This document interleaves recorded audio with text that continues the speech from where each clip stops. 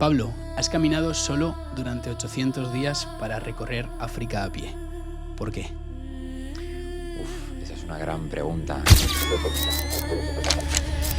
Me propongo no solo recuperarme en Botswana y volver a caminar un poco con fluidez, que se me baje la inflamación de la pierna, sino que justo después me meto a recorrer el desierto del Kalahari. Atravieso la zona corazón geográfico del Kalahari, comprende Namibia, Botswana y también Sudáfrica, y me meto ahí, ¿no? Me aíslo en el Kalahari.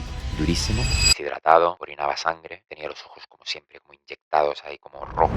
Cogen el agua en bidones, entonces yo me puedo ir acercando a estos pueblos seminómadas y recoger ese agua de bidones, antiguos bidones de gasolina que ellos llenan.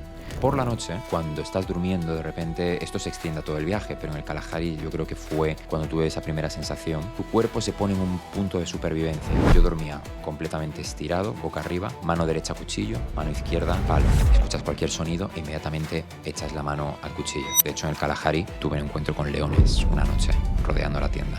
Espera, ¿podemos hacer una pausa? Sí. Pues Hagamos pausa ahí, Seres Mortales es un podcast que da voz a la mayoría de la población. Gente corriente contando su día a día. Reflexiones de cómo la gente logra sus objetivos. Seres Mortales es tensión, responsabilidades, concentración y felicidad. La realidad que no nos enseñan. Seres Mortales es gente contando su historia. Pablo, has caminado solo durante 800 días para recorrer África a pie. ¿Por qué? Esa es una gran pregunta. Muchas veces cuando me preguntan por qué he recorrido África a pie, no hay una sola respuesta, ¿no? Igual que no la había, creo, cuando me propuse iniciar el viaje, creo que ahora que lo he completado tampoco hay una respuesta. Muchas veces es más una llamada que uno siente en el interior, ¿no? De que hay algo que te llama a estar en los caminos, a conectarte con otras cosas en la vida. Y quizás justo en ese momento en el que yo comencé el viaje, ¿no? En un momento muy concreto, que era más o menos en los tiempos de la pandemia, fue cuando realmente yo sentí esa llamada. ¿Qué sentiste? Sentí quizás estrés, por decirte así, una primera emoción, ¿no? Me sentí estresado de ver que quizás la sociedad estaba como muy conectada a lo que estaba sucediendo con la pandemia y yo me sentía muy desconectado al mismo tiempo de eso, ¿no? Sentía que de alguna manera estaba un poco fuera de lugar. Además, yo durante toda mi vida he sido bailarín y justo coincidió en una época donde, claro, cierran los teatros, me quedo sin trabajo. Entonces, yo soy fiel creyente de que muchas veces la vida te va canalizando hacia el lugar que necesitas estar, ¿no? Que de alguna manera las cosas se van colapsando y poniendo para que estés donde tengas que estar. Y yo creo que fue un poco eso, ¿no? Realmente, por un lado, el ámbito social, por otro lado, mi momento personal.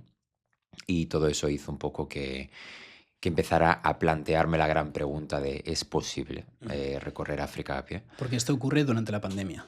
Esto ocurre durante la pandemia. Plena pandemia. En plena pandemia. Ya estamos en casa. Estamos en casa. Bueno, 2021.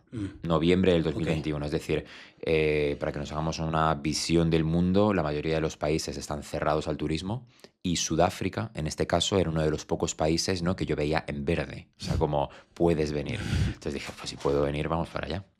Y Sudáfrica representaba todo en ese momento, ¿no? Era como la oportunidad de iniciar un viaje que tampoco sé muy bien cuánto me va a llevar, a dónde me va a llevar. Sí que es cierto que tenía claro que quería hacer la mítica ruta que une Ciudad del Cabo con el Cairo. Es una de las rutas más míticas a nivel de viajes de la historia. Se ha hecho de mil maneras, en bicicleta, a pie, por supuesto, en coche. Entonces, recuperar esa ruta para mí era como, wow, ¿no? África, la última frontera.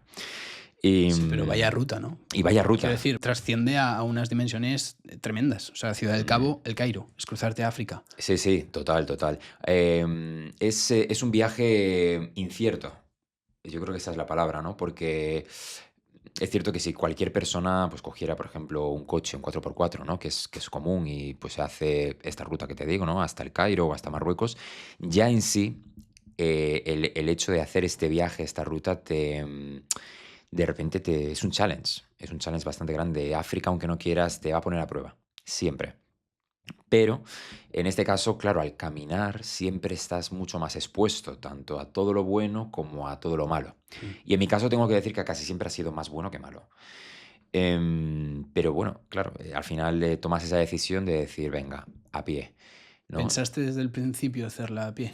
Desde el principio. Desde el principio porque mi opción era viajar lento. Entonces, en ese sentido, lo que más me convencía era ser un poco dueño de mi día a día, ¿no?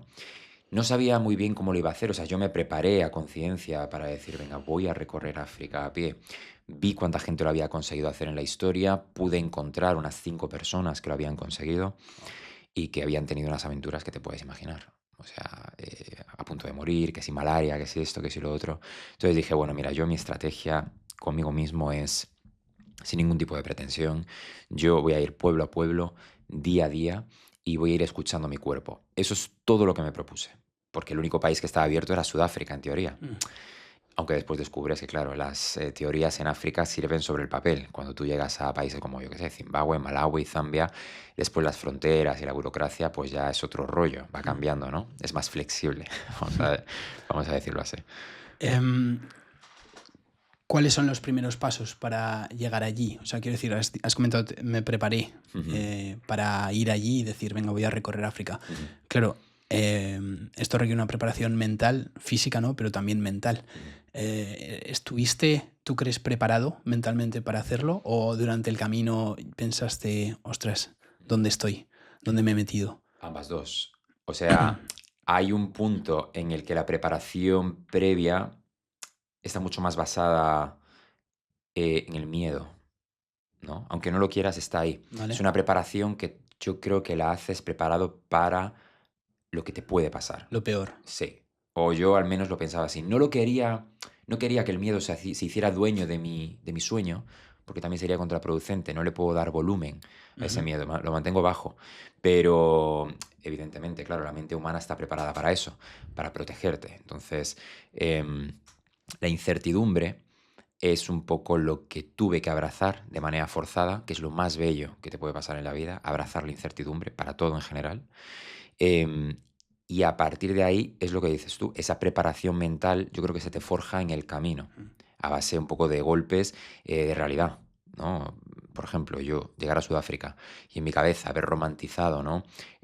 Lo bonito de comenzar un viaje es absolutamente mágico, pero Sudáfrica en primavera, lloviendo, en los highways, en las autopistas constantemente, pasándote coches por al lado, durmiendo en campings más o menos caros, parando solo en supermercados. Claro, pues eso le quita un poco el flow, por decirlo de alguna manera. No es lo mismo cuando te metes ya en países donde estás más tranquilo, la ayuda está a pie de carretera. Bueno, cambia un poco el tono del viaje, ¿no? Pero con todo, lo importante es seguir. ¿En qué momento te das cuenta de decir, estoy aquí? Ujú. Como ese primer shock cultural Mm, y de decir, estoy aquí fuera de casa, mm. esto es lo que iba buscando y tengo que hacerlo sí o sí. ¿Hay algún momento de reflexión, de alguna noche que digas, uff, ¿dónde me he metido? Sí, yo creo que cuando en Sudáfrica, ya al principio, cuando me paraba mucha gente diciéndome, cuidado aquí, te van a matar, no vayas a la siguiente ciudad, te van a matar solo por tus zapatos, o, es decir, constantemente era como, sentía que desde el principio el peligro estaba ahí, ¿no? Como detrás de ti. La realidad no era así. En Sudáfrica ya te ocurría Pero esto. yo ya tenía eso. Es un shock más bien de confrontar el enemigo invisible, vamos a llamarle, ¿no? Que esto es algo que también sucede mucho en la vida diaria. El enemigo invisible está ahí, ¿no? Pululando y no sabes dónde puede aparecer. Era un poco eso, ¿no? Cuidado en el siguiente pueblo, cuidado en el siguiente. Y yo, bueno, sí, tenía cuidado, pero digo, vale, ¿para qué estoy aquí? ¿Estoy aquí para estar conectado al cuidado o para vivir y atravesar? Estoy más en lo segundo. Shock cultural. Igual ya a partir de Zimbabue. A partir de Zimbabue, Botswana, Malawi, Zambia, todo este tipo de países, yo creo que ahí es donde empiezas realmente a sentirte un invitado. ¿no? Al final Sudáfrica no deja de ser un país extraordinario en el sentido de que está muy occidentalizado y según vas ascendiendo hacia el norte, yo creo que te empiezas a encontrar con el África más auténtica, ¿no? Y es ahí donde empiezan a surgir esas historias, esos shocks un poco más fuertes. Luego hablamos todo en detalle, ¿vale? Alguna experiencia que tengas por estos países. Pero a mí me llama la atención que ya en el primer destino, ¿no? En Sudáfrica, ya te encuentres con esta gente, ¿no? Diciendo estos inputs, ¿no? De decir, ten cuidado que si vas aquí te van a matar solo por tus zapatos. Sí. Eso en el primer destino en el que estás, que aún no estás ni por la mitad, ni a un tercio, un cuarto, nada. Al principio, que puedes decir, quiero decir, que en tu cabeza puedes decir, me están diciendo en todos lados que si voy aquí me van a matar o me van a tener prisionero o lo que sea. Es fácil en ese momento para ti coger un avión de vuelta a España y volver. Total. Porque estás teniendo bastantes situaciones que te pueden dar mucho miedo, lo que tú dices, ¿no? Total. Entonces, ¿qué sientes cuando llegas al pueblo este? Que te habían dicho, ten cuidado, que te van a matar por tus zapatos. ¿Cuál es la realidad que te encuentras en ese pueblo? Es importante guiarte por tu intuición. Yo creo que toda la gente que hace viajes de largo recorrido o viajes quizás a países donde hay una cierta exposición, ¿no? De que puede estar en este nivel, el llegar allí y ver el feeling. El feeling en Sudáfrica era un feeling de cuidado, efectivamente, pero por cómo están concebidas también las ciudades, ¿no? Al final, Sudáfrica es un heredero del apartheid y de lo que eso significa una sociedad, ¿no? A pesar de la lucha de Nelson Mandela o de Desmond Tutu o de grandes referentes en la comunidad, pero sí que es cierto que como están concebidas las ciudades, donde el township pues es, digamos, toda la gente negra, rodea a lo que es el núcleo más urbano, que es donde vive la gente privilegiada, digamos, la gente blanca. Y digo privilegiada porque sí que realmente se siente que hay un privilegio. Y eso está muy separado, ¿no? Se nota. Ese feeling.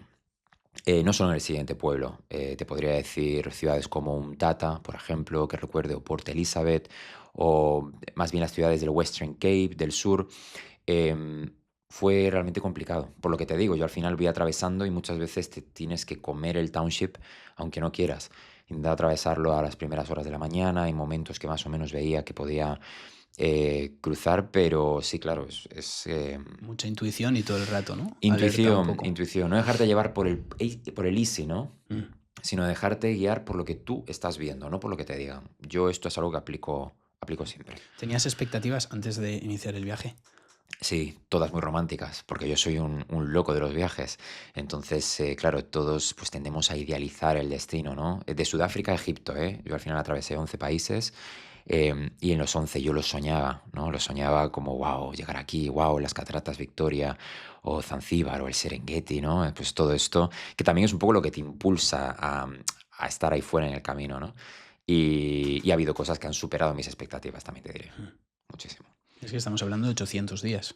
800 días. Toda una vida. Al final yo siempre digo que es toda una vida concentrada en un viaje. ¿Sentiste que era tu casa en algún momento? Sí, África es hogar.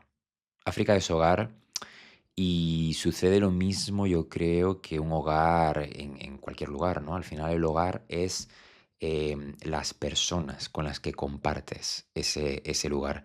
Si te dejas llevar a lo mejor por el territorio en sí mismo, pues el desierto es inhóspito, la sabana es bella, pero también, ¿no? O sea, es como, quizás te puede llevar más a un lado solitario, pero sí que es cierto que la gente te hace sentir hogar, ¿no? Cuando tú a lo mejor vas caminando, no sé, por un camino en Kenia o en Tanzania, y ves allí a alguien lejos, y esto la gente que ha estado en África lo sabrá, muy lejos, y dice, hey, Musungu, o ¿cómo estás hoy? How are you? Esto, lo otro, pues es que te nace una sonrisa, te nace estar bien con la gente, ¿no? El hogar son las cosas sencillas, y África eso te lo da todos los días. Todo el mundo que está en África dice lo mismo respecto a las personas.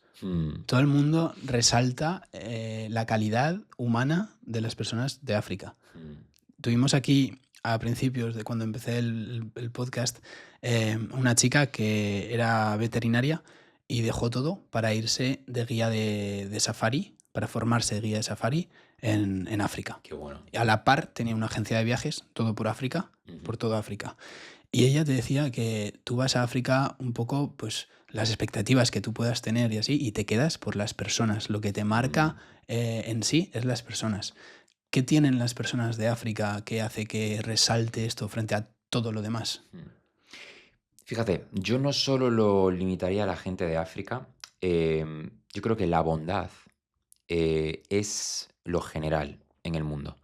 Hemos tendido a pensar en África, en este caso concretamente, como un lugar, hablo muy en general, sobre todo por la propaganda en los medios de comunicación, un lugar malo, ¿no? Donde el peligro está a la vuelta de la esquina, donde va a pasar algo, y muchas veces nada más lejos de la realidad. Y lo aplico a otros tantísimos lugares.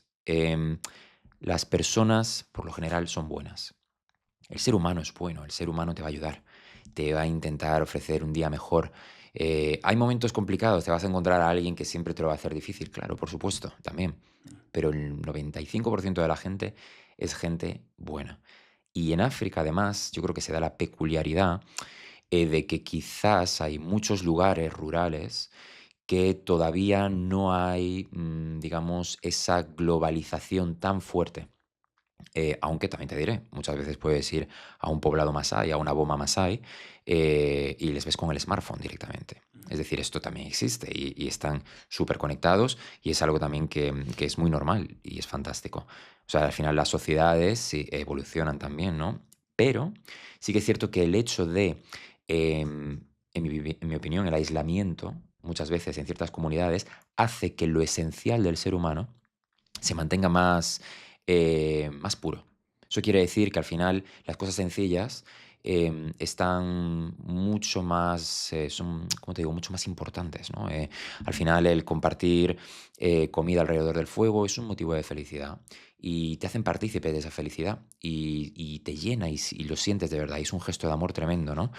O, por ejemplo, simplemente saludar a cada uno de los miembros de la tribu o de la comunidad también es un lugar de felicidad.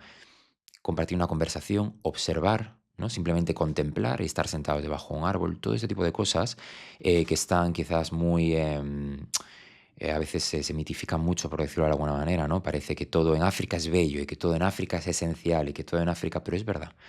Hay un punto del ser humano muy real, muy auténtico. Y era lo que buscabas tú cuando dijiste voy a ir a África. Quiero decir, Mm. el ritmo frenético que tenemos hoy en día, la situación que estaba en el COVID y así, todo eso es lo que te depara a emprender el viaje, ¿no? Sí, no buscaba eso intencionadamente, Ujú. pero sí que sabía que África me iba a bajar revoluciones mentales y espirituales también. Como te digo, en África una de las grandes virtudes que yo he podido ver es la contemplación. Me encanta cómo la gente contempla la vida, es decir, se sientan debajo de un árbol y pasa el día. O se sientan en algún sitio y pasa el día, ¿no? O la actividad del día es ir al mercadito o ir a coger agua. O en esa contemplación, de repente surgen otras cosas que cuando estamos en una vida muy acelerada y de muchos inputs de información, en el móvil, en el trabajo, la contemplación humana, la observación, el lugar para ti, desaparece un poco, ¿no? Estás siempre para algo más. Y desde este lugar es un lugar donde el aprendizaje de repente se abre paso, porque estás más contigo, se dan más conversaciones, cosas sencillas, ¿eh? Pero es realmente lo que te conecta. Sí, sí, lo que te conecta y que hoy en día Mm. echamos en falta hoy, ¿no? Sí, sí, total. Tengo un mapa delante de mí, ¿vale? Que Ajá. es África, como ya sabemos, es gigante. Mapa bonito, sí. Sí, quiero saber simplemente cuál es el recorrido que hiciste, los países. O sea, tú Ujú. vas a Sudáfrica, luego pasas por... Bueno, hay un reino enclavado en Sudáfrica que es Lesoto. Es un país pequeño que está ahí en el medio. También pasé por Lesoto. O sea que Vale. realmente sería Sudáfrica, Lesoto y de nuevo Sudáfrica. De hecho, Lesoto es uno de los últimos reinos de África. Lesoto, sí, aquí está. Súper interesante. Después me fui por Zimbabue. Zimbabue subí por las ruinas de Great Zimbabue, que es el corazón de la nación, uno de los yacimientos arqueológicos más importantes de África del Sur. Después me fui por el lago Kariba, volví a bajar, me arrestaron en Zimbabue, entré por Botswana, atravesé el desierto del Kalahari, el delta del Okavango, las cataratas Victoria, ya después entré por Zambia, Malawi. Los atardeceres del lago Malawi es algo que no me olvidaré en la vida, siempre los tengo conmigo, es bello, es como estar 24/7 delante de un documental de la BBC. Sí. Es increíble. Tanzania, Zanzíbar, donde pasé una temporada magnífica. Y ya Kenia, los lugares, digamos, más icónicos, ¿no? El Kilimanjaro, el Masai Mara, el Serengeti. Norte de Kenia, Turkana, y ya entré en Etiopía, y aquí en Etiopía llegó un poco el muro geográfico. En Etiopía pues hubo una gran rebelión en la región del Tigray y también en la región de Amara. Y bueno, pues no pude continuar. Básicamente los rebeldes habían tomado los aeropuertos, las carreteras, esto sucede a veces. Y en Sudán además había guerra civil activa. Por lo que ese muro geográfico al final no pude continuar y volé a Arabia Saudí. Era mi única alternativa. A pesar de intentar no coger ningún avión, por supuesto, tuve que coger el avión. Bordeé todo Arabia Saudí por la costa y después me metí en un barco carguero para atravesar el Mar Rojo y llegar a Egipto, pues casi 2 años después. Y en Egipto lo primero que hice, un poco para honrar ese final, fue navegar el Nilo hacia arriba. También caminé en Egipto, pero sentía que necesitaba un momento para mí, para entender y reflexionar todo lo que había sido mi vida esos 2 últimos años. Y es muy mágico hacerlo así, ¿no? Porque al final en el Nilo, los egipcios creían que el Nilo era un reflejo de la Vía Láctea. Es un poco como navegar entre las estrellas y a un lado tienes el amanecer y al otro lado el atardecer. Entonces, bueno, me metí como marinero en una feluca y ahí pues empecé a navegar todo el Nilo hasta casi hasta el Cairo. Y 800 días más tarde llegué a la Gran Pirámide de Giza, emocionado y sintiendo que tenía mucho que procesar y mucho que celebrar. Estamos hablando de 2 años, Pablo. Sí. Quiero decir, acabas de decir varias veces, pasé una temporada buena allí, ¿no? Es que quiero decir, no es que hayas cogido y hayas cruzado África, caminado todos los días, etcétera, etcétera. Es que estos países posiblemente se hayan convertido en tu hogar muchos días, porque tú al final estás ahí viviendo el día a día de África desde dentro de ese país. Entonces, son 2 años, imagino que llegar a Egipto, dices, no es reflexionar de unas vacaciones, no es reflexionar de un viaje, es reflexionar de algo más, es reflexionar de tu vida estos últimos 2 años, no del viaje que he tenido, ¿no? De mi vida estos 2 últimos años. Por supuesto, del viaje. Me parece increíble, me parece que se hizo muy pronto y se podría decir que eres la 6ª persona que lo ha hecho. Que haya documentado y que yo haya encontrado. Si alguien más encuentra a otra persona, yo No se lo pueden encantado, por favor, de compartirlo. decir. Pero creo que sí, la 6ª persona de la historia. Qué pasada. Voy a ir desmigando un poco cosas que has dicho, ¿vale? Por favor. Has dicho, me arrestaron en Zimbabue. ¿Qué ocurre ahí? Bueno, en Zimbabue era todavía un poco, digamos, temporada COVID, ¿no? Había un poco ese eco todavía. Y en una ciudad que se llama Bulawayo, mi intención ya era ir saliendo hacia Botswana, iba por la calle caminando tan tranquilo y entonces, bueno, pues me arresta una persona que no iba ni vestida de policía ni absolutamente nada, me tira al suelo y me dice, policía de Zimbabue, está usted arrestado. ¿Y arrestado por qué? Porque no llevas mascarilla y creemos que, bueno, pues que los europeos traen la enfermedad, tú seguro que traes la enfermedad aquí, en una ciudad obviamente donde nadie lleva mascarilla. Y bueno, pues es que a partir de ahí lo que se sucede es surreal. Me arresta, me pone esposas, como piensa que me voy a escapar, me arresta además a otra mujer que caminaba por allí. Súper aleatorio, nos llevan a la comisaría y me pedían $1000, ¿no? O nos pagas $1000 o te hacemos un juicio rápido y te aseguramos que nunca vas a salir de Zimbabue. Y claro, por un lado tienes mucho estrés de decir, wow, o sea, que realmente cómo juego yo ahora mismo aquí mis cartas para intentar no pagar $1000, porque yo viajaba con $5 al día más o menos, no pagar $1000 y salir bien, sin ningún problema. ¿Qué cartas tienes? Ninguna. Y eso es lo bueno, ¿no? O sea, de no tener ninguna carta, de repente decir que conozco al hijo del presidente, porque se me había quedado el nombre de un tipo que me había dicho que el hijo del presidente se llamaba tal. Entonces yo digo, no, muy seguro, yo conozco, esto es posado en comisaría, le digo, no, yo conozco al hijo del presidente que se llama ¿cuál? Ah, sí, ¿conoces al hijo del presidente? Sí, y estoy documentando la corrupción. Soy periodista, le dije, y estoy documentando la corrupción de la policía en Zimbabue. Entonces espero que esto no sea un caso de corrupción, porque claro, sería feísimo, ¿no? O sea, imagínate. En inglés esto. Todo esto en inglés. Y el tipo como que estaba un poco rayado, ¿no? Como que me cree, no me cree, no sabe muy bien. Y entonces me dice, pues llámalo, llama al hijo del presidente que te saque de aquí. Y yo, wow. Entonces cojo el teléfono, finjo una llamada en inglés, yo ahí ya diciendo, madre mía, no sé dónde estoy yendo, pero bueno, a ver qué pasa. Finjo una llamada en inglés, tal. El tío como que se va de la habitación y me deja ahí esposado y juega mucho con el tiempo, me deja horas y horas. Horas y horas. Horas y horas, pasarían a lo mejor 3 horas fácil. Em, y hay un tirada floja, ¿no? Él vuelve a entrar en la habitación, ¿nos vas a pagar o no? Esto, lo otro. O sea, él como que intenta presionar y seguir ahí. ¿Qué te dice? ¿Te ha llamado? ¿Te ha dicho algo? Y yo, no, nada, tal. Ajá.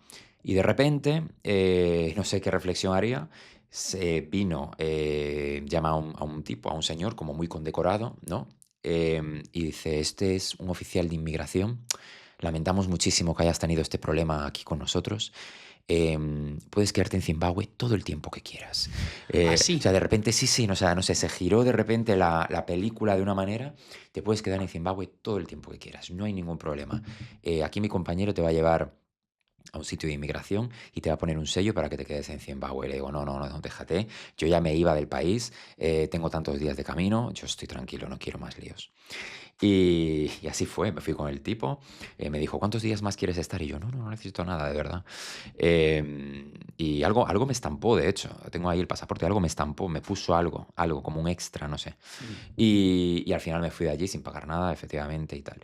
Bueno, son situaciones como esas, hay similares, ¿no? Que te quedas ahí como cerquita, ¿no? O de estar muy enfermo, o de que te para la policía 1000 veces para pedirte 1000 cosas, pero bueno, esta de estar esposado de repente durante bastante tiempo fue intensa, sí. Hombre, muchos momentos de tensión, quiero decir. Sí. Porque que juegue con el tiempo, ¿no? Que pasen esas 3 horas que sigas ahí. Sí, a ver, él tampoco tiene, o sea, es como que no tiene nada que perder, Claro, ¿no? claro. Mira, hemos cogido a al final este occidental, lo hemos parado efectivamente, pues porque es blanco y porque seguramente tendrá algo y ya está, ¿no? Bueno, estas son situaciones que se dan, no es lo común, o sea, no pensemos que esto es una norma general, pero a veces se puede dar este tipo de situaciones. Y tú sales y sigues tu camino. Y yo salgo y sigo mi camino y me voy a Botswana y fueron unas semanas complicadas porque llego a Botswana y yo llegaba con un dolor en el pie tremendo y no sabía muy bien por qué y tal. Y cuando llego a Botswana descubro que se me está haciendo como una especie de necrosis en el pie izquierdo, bastante chunga.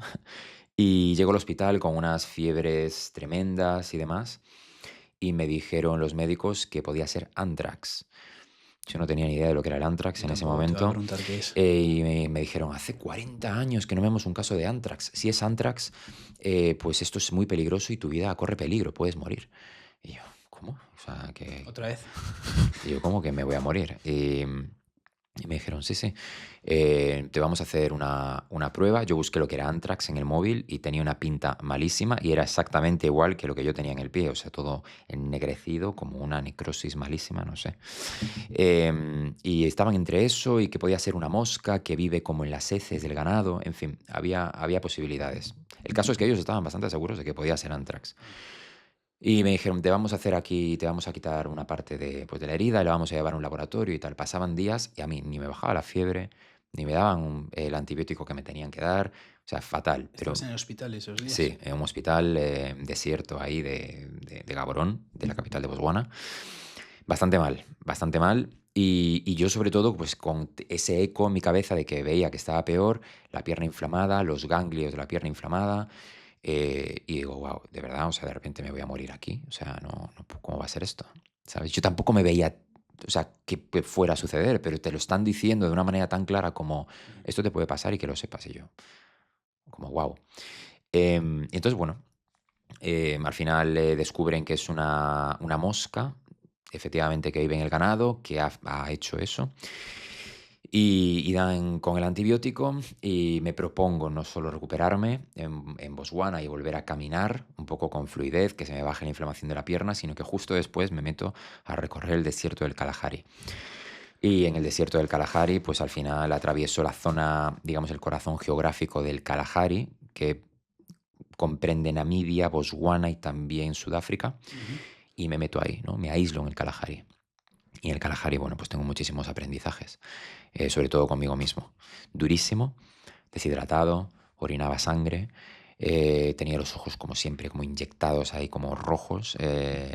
O sea, varias cosas a nivel físico muy duras, pierdo mucho peso, pero hay una ventana de oportunidad y es que es época de lluvias en el Kalahari, puedo recoger agua de la lluvia y así también lo hacen los pueblos un poco seminómadas que están por allí, que recogen el agua en bidones. Entonces yo me puedo ir acercando a estos pueblos seminómadas y recoger ese agua de bidones, antiguos bidones de gasolina que ellos llenan.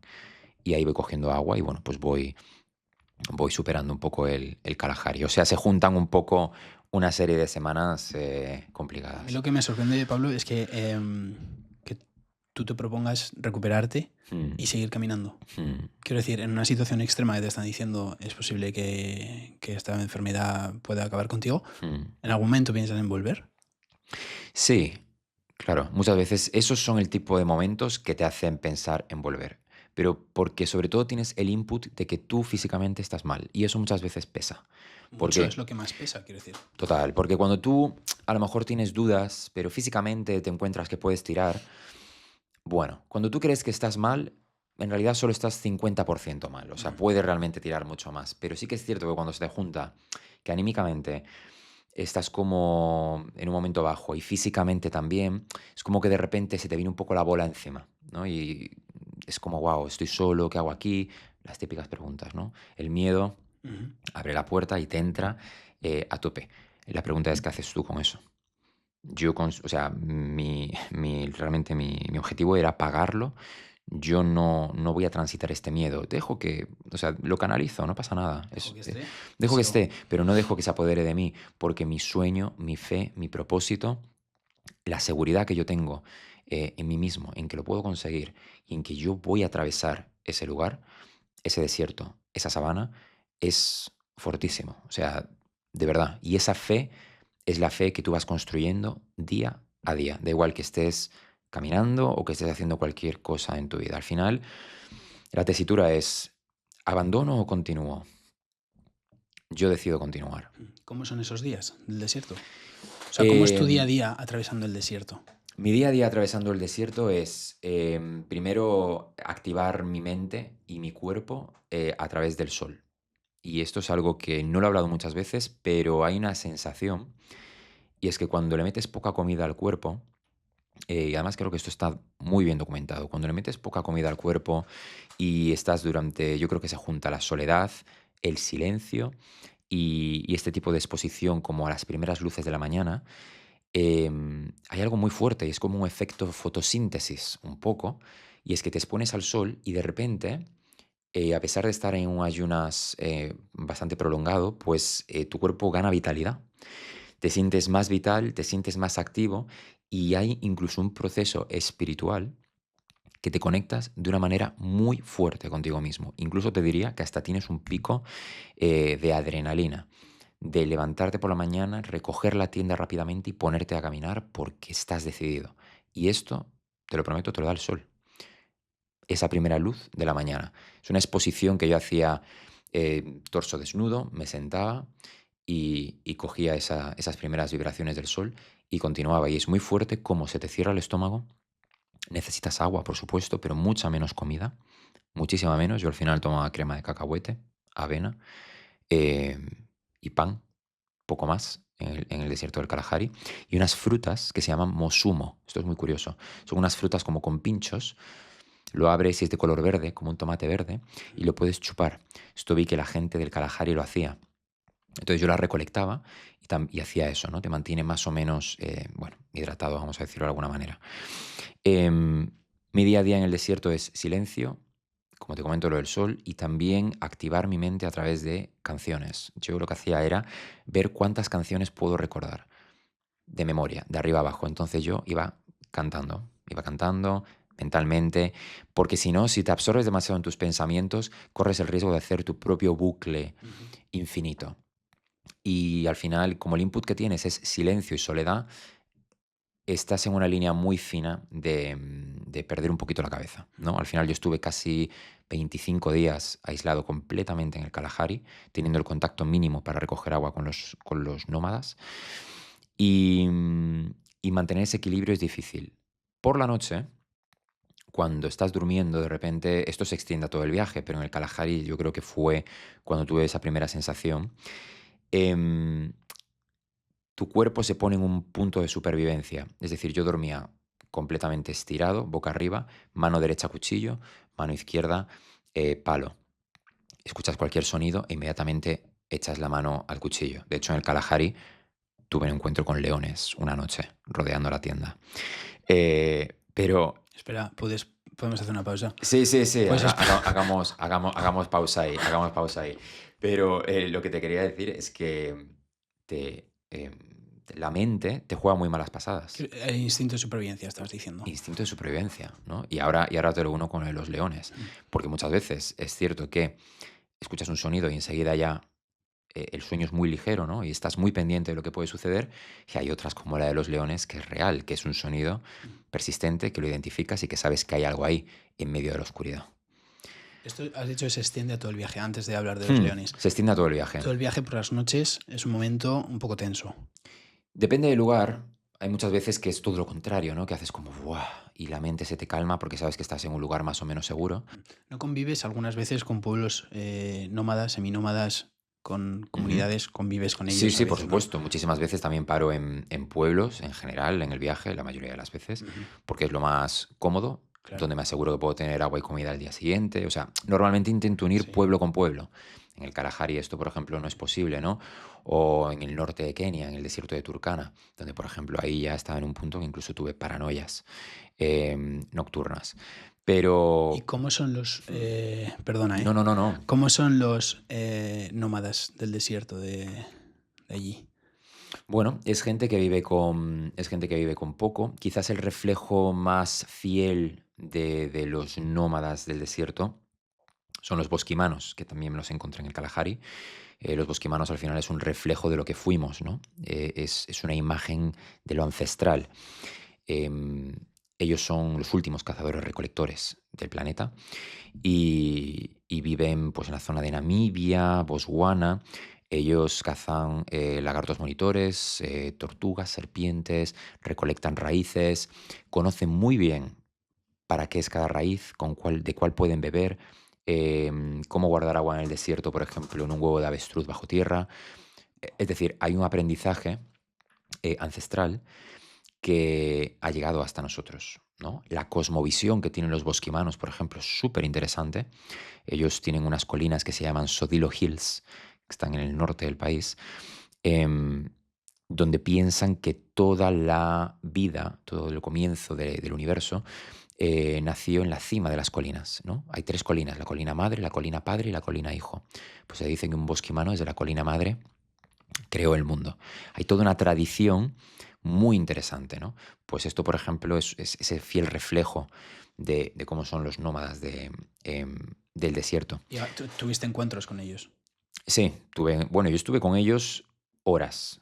Esto es algo que siempre me gusta dejar súper claro porque hay muchas veces que se presta a estar con esa comunidad, ¿no? O con esa tribu, pero es cierto que aquí ellos son lo que son porque nadie les visita. Entonces hay también un cierto punto de responsabilidad de, por un lado, yo quiero documentar esto porque es que este encuentro es increíble, y por otro lado, tú ya sientes cuando les empiezas a sobrar un poco de alguna manera, porque al final son familias que tienen pues su vida, se mueven constantemente, y mi presencia llega un momento en el que sobra. Entonces, bueno, eso también forma parte del viaje, ¿no? También saber cuándo no estar. Por supuesto, sí. Pero el hecho de poder documentarlo, grabarlo y crear un ambiente suficiente de confianza para poder fotografiar, o sea, es maravilloso. Allí tomé las notas que pude sobre lo que observaba, sobre cómo recolectaban, sobre lo que cazaban. Comían, me acuerdo, en caparazones como de tortuga. Me dieron a probar unas semillas, esto, lo otro. De verdad que maravilloso. maravilloso. Esa sensación de comunidad, de paz total. Total. Y esa sensación de comunidad también es cierto que se extiende a toda África. Y quizás este es uno de los puntos más diferenciadores de todo el continente que he ido observando de manera constante. Mientras que en Occidente somos muy individualistas, ¿no? Y es que la vida y la sociedad nos ha hecho un poco así, aunque no sea una justificación. Pero si a ti alguien llama a la puerta de tu casa y te dice, ¿puedo dormir hoy contigo? Dices, policía. Sí, sí, total. Tengo una persona aquí en mi casa que dice que, ¿sabes? Que sí puede pasar. ¿Qué es esto? En África no. Qué bello y qué fortuna el sentido de la comunidad. Llegas a una comunidad, a un pueblo y lo primero, vete a hablar con el jefe. Hablas con el jefe, te sientas, o sea, hay todo un proceso. Te sientas, hablas con la gente un poco que manda en el pueblo, pides permiso. ¿Puedo estar? ¿Qué haces aquí? ¿A dónde vas? Lo básico, sí. Y cuando tienes el sí, normalmente todo lo que viene después es bendiciones. O sea, No más. sí, ¿qué necesitas? Puedes estar aquí, mira, esta es mi mujer, estos son mis hijos. O sea, hay un sentido de comunidad. Que a lo mejor alguien del pueblo necesita algo, inmediatamente toda la comunidad se vuelca. Que hay algo para comer, se divide entre toda la familia.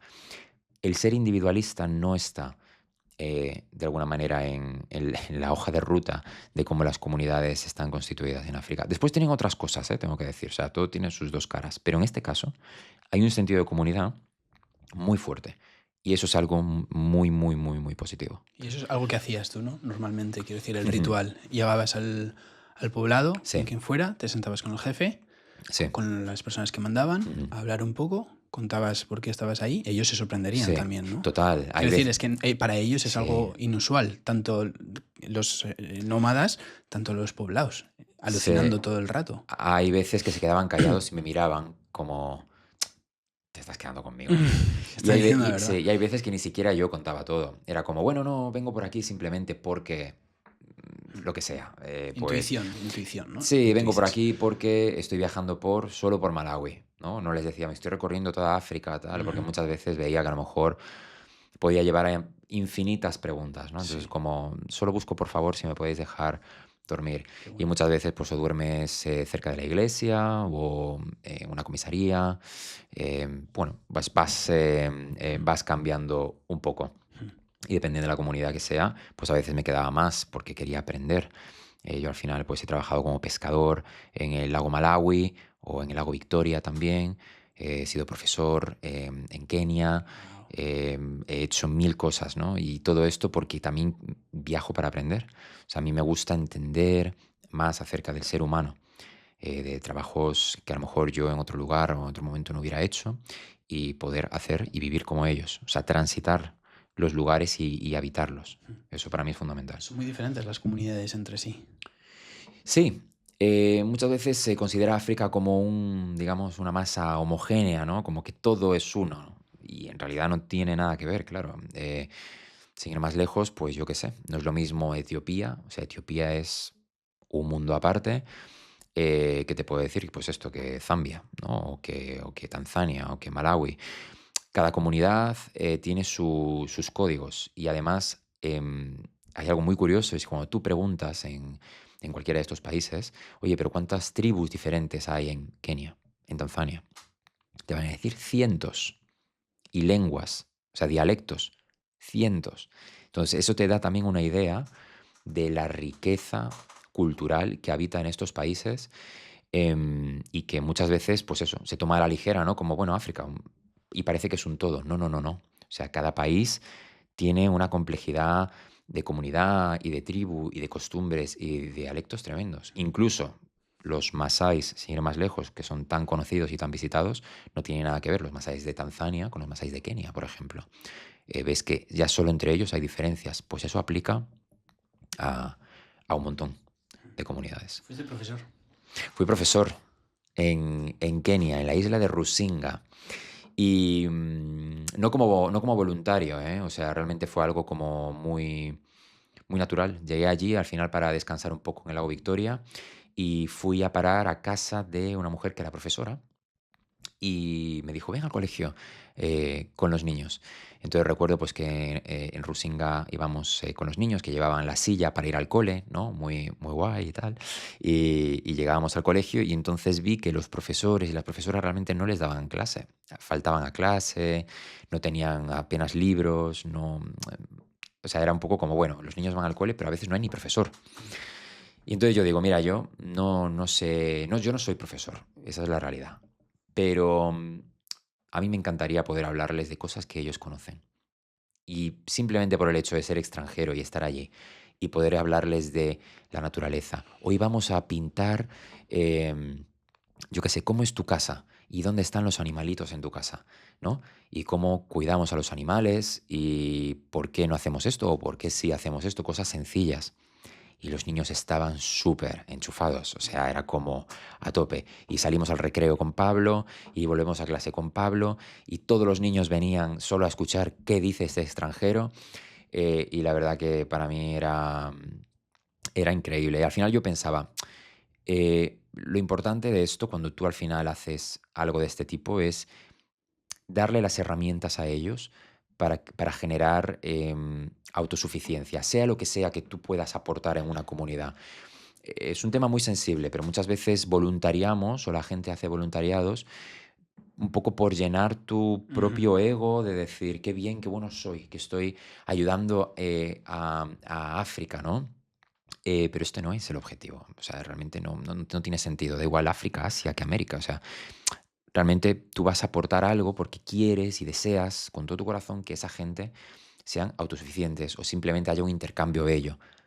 Ya está, ¿no? Al final hay un input también muy negativo y es cuando, imagínate, vas a hacer un voluntariado y tú vas un poco con esta idea que te he dicho y tú al final das un input y después también hay un abandono. Tú te vas y viene otro y te vas y viene otro y para la comunidad también acá hay un flujo, entiendo, de beneficio, pero a nivel emocional ahí hay algo. Entonces, bueno, es un tema sensible, cada uno lo vive de una manera, también es cierto, y influye mucho cómo vas con tu intención, pero es cierto que la enorme mayoría de personas que van a África, el objetivo muchas veces es voluntariar. Sí, y lo que tú has dicho es muy importante, que a veces vas con con el objetivo de llenarte, Mm, pero tienes que vaciarte. O sea, la total. realidad es que te Mm, tienes que vaciar porque es gente que te necesita y si estás ahí es para eso, ¿no? mm. Entonces, es un tema delicado, como has dicho, sí. Es un tema delicado, pero bueno, lo fundamental es con la intención con la que tú vayas. Si tú vas desde un lugar de amor, da igual que vayas a enseñar, que vayas a acompañar. Muchas veces simplemente es acompañar o compartir, suficiente, suficiente. O sea, es más en el lugar de dar que de recibir. Los leones, Pablo, Los leones. los leones. Vamos a retomar. Tú estás durmiendo tranquilamente en el desierto, Ajá, cuchillo en una mano, palo en otra mano, sí. y de repente escuchas ruidos de leones. Y de repente escucho ruidos de leones. Los leones es un animal que tú lo puedes escuchar realmente lejos. Si no me equivoco, incluso hasta 7 kilómetros. Fíjate. Y hace un sonido como, bueno, yo soy muy malo imitando al león, pero hace un sonido como gutural, ¿no? Como, ¿no? Como un sonido así como hacia adentro, pero que resuena. Profundo, ¿no? Profundo. Y muchas veces es por varios motivos. Puede ser por marcar territorio, puede ser por diferentes X motivos.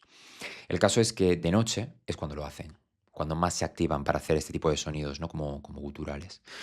Y yo escucho un león aislado, muy lejos. Y hay un animal que yo no identifico de primeras, que está todo el rato alrededor de la tienda, todo el rato alrededor de la tienda haciendo como este sonido, ¿eh? Simplemente este sonido. Y yo estoy muy rayado, porque es silencioso, no lo escucho, y este sonido constantemente. Yo no pego ojo, me siento en la tienda y sujeto el palo, ¿vale? Como atravesando la tienda, estoy ahí, sentado. Y entonces pasa el rato, pasa el rato, pasa el rato, y aquel león vuelve a hacer ese sonido, y entonces el animal que está al lado le contesta. Y entonces cuando escucho el animal que está al lado que le contesta y veo que es un león, entonces ya es como mi mente hace hace un momento de stop y digo, wow, pues ahora mismo ya solo me queda estar callado, en silencio, agarrando palo y cuchillo, posiblemente no haga nada. O sea, quiero decir, si a ellos les da la gana de ponerse a jugar como a veces pueden hacer, ¿no? Y darle a la tienda, pues tampoco tengo mucho más que hacer, pero es lo que puedo hacer. Y a partir de ahí se suceden otros sonidos de leones alrededor, constantemente alrededor. Y lo sé porque eran detrás, allí, izquierda, derecha, y esto se extiende horas. ¿Cuál es la tensión? Que es máximo silencio,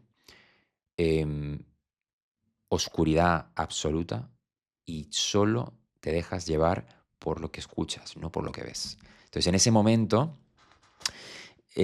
paciencia, porque a lo mejor pasaban, imagínate, 40 minutos que no escuchas nada. Yeah. Pero de repente a los 40 minutos, ¡pam!, hay un input. Y vuelve a pasar a lo mejor otra hora. Y ¡pam!, otro input. Y siguen ahí. Y es como, wow. Entonces, llega un momento en el que tomo la decisión de tumbarme, a abrir la tienda de campaña y orinar por fuera de la tienda de campaña, mearlo absolutamente todo, mearme yo encima y quedarme así. O sea, imagínate la estampa, ¿vale? O sea, increíble. Y me quedo ahí. Y me quedo ahí. Eso es lo que ellos hacen normalmente. O sea, ellos muchas veces como que mean, ¿no? Sueltan pis cuando viene otro león. Hice eso. El caso es que se mantuvo la línea. Ellos no atravesaron la línea y yo tampoco, ¿no? Y se hizo de día. Escuchaba también de noche cómo los wild dogs, los perros salvajes, huían de los leones, ¿no? Estaban como, no sé si cogiéndoles comida o el qué, pero se escuchaba cómo estaban también como los perros por ahí. Entonces, bueno, es un momento como muy salvaje y fue el único encuentro que tuve así con leones realmente de tú a tú. Y era además la primera vez en mi vida que yo escuchaba leones. O sea, se dio todo en ese mismo momento. Y bueno, se hizo de día, al final recogí la tienda rápido y me levanté y continué. Entonces eso, pues, claro, es algo que después en los días posteriores te va quedando ahí y el resto de las noches de las semanas siguientes estaba con eso. ¿Tú orinaste porque sabías que ellos lo hacían? No, en ese momento no lo sabía. ¿Se te ocurrió de decir, voy a marcar mi territorio de esta manera, voy a hacer esto? Supervivencia total, instinto. O sea, a lo mejor no servía para nada y hubiera sido muy ridículo que se hubieran acercado y además estar así. Pero sí, ese era un poco mi instinto de supervivencia, de decir, guau, es que voy a hacer esto, porque es que es lo único que se me ocurre que puedo hacer en este momento. Muy interesante. Yo viví en Estados Unidos, ¿vale? Es que, o sea, es una experiencia ridícula al lado de esta, ¿no? No, yo estuve dale. en Estados Unidos, es completamente ridículo. Y yo vivía en Utah, ¿vale? Entonces hay muchos parques nacionales, entonces hay muchos wildcats de estos, ¿no? Que son Cuidado como con pumas. eso, Los sí, pumas sí. acaban contigo, como Guau, puma. cuidado. Y nosotros pues fuimos de camping a un parque nacional de allí, ¿vale? Ok. La caravana era pequeña, entonces entraban unos y había dos que teníamos que dormir fuera, en tienda. Entonces dormí yo y una amiga, ¿vale? Muy bien. Increíble. Bueno, sabíamos que podía haber pumas, ¿vale? Alrededor. Entonces, en plena noche, lo mismo, oscuridad. La única luz de las estrellas, que había bastantes y aún se veía un poco, pero oscuridad. Empiezo a escuchar muchos ruidos, muchos ruidos también alrededor de la tienda de campaña. Y notaba como incluso que algo estaba tocando la tienda de campaña. Wow. Entonces, cuando tú me has dicho que te sientas en la tienda y te quedas así, yo estuve sentada en la tienda con mi amiga al lado diciendo, me decía, o gritas tú o grito yo. Porque los que estaban en la tienda, en la caravana, podían, yo qué sé, salir e intentar hacer algo, ¿no? Entonces, hubo un momento en el que gritamos, ¡puma! Pero como si no hubiera un mañana, ¡puma, puma, puma! Para que saliera la gente de la caravana, ¿no? Ojo. Entonces salió la gente de la caravana, nos dieron con la linterna, se quedaron así, se empezaron a reír. Y nos dijeron, Alex, es el viento. Qué fuerte. Entonces, ¿vale? Entonces, a lo que voy es que en mi situación era el viento, no había nada. Pero yo sabía que podía haber pumas alrededor, ¿vale? Claro. Entonces mi mente pues empieza a pensar, y la de mi amiga es un puma, estamos jodidos, está en la caravana, si es un puma de verdad estamos jodidos, vemos cómo se mueve la tienda, era el viento, pero nos imaginamos que es un puma, escuchamos ruidos, nos imaginamos que está alrededor, ¿vale? pero era el viento. Entonces, cuando tú me estás contando esto y sabes que hay leones, es decir, no es que pueda igual entender o empatizar, es que me imagino la tensión que tienes que estar viviendo y es extrema, pero a un nivel alucinante, Sí. porque no es que pienses que hay algo, es que estás escuchando a un león fuera de tu tienda. Sí. O sea, Sí.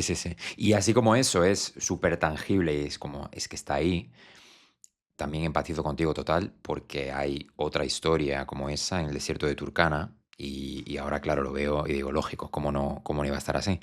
En el que efectivamente es una ilusión también y la mente te juega muy malas pasadas, ¿no?